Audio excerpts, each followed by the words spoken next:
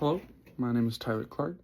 and two relevant examples of how this leaflet employs aesthetic conventions. One example of how it does this is by the strict conformed gender roles of the time and by completely flipping it for the indigenous people.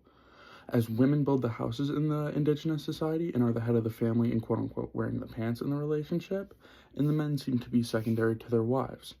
The way that this positions the indigenous people as class subjects is by making their way of life seem so incredibly backwards to the quote-unquote clean, organized gender roles of the white civilized society, where the men are the builders and the architects and the providers, while the women play a more supportive role in the family and around the house in the white society.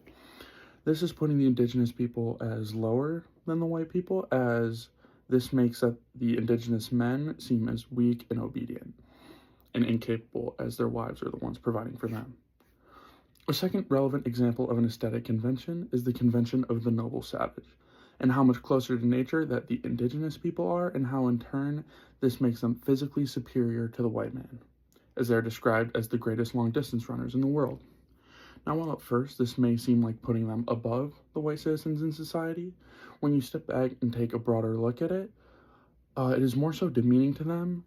as putting the people is more demeaning to them as people and seen as a novelty by tourists, as the natives are in such good shape because they run everywhere and don't have the modern technology of transportation such as trains, horses, that the white civilization has.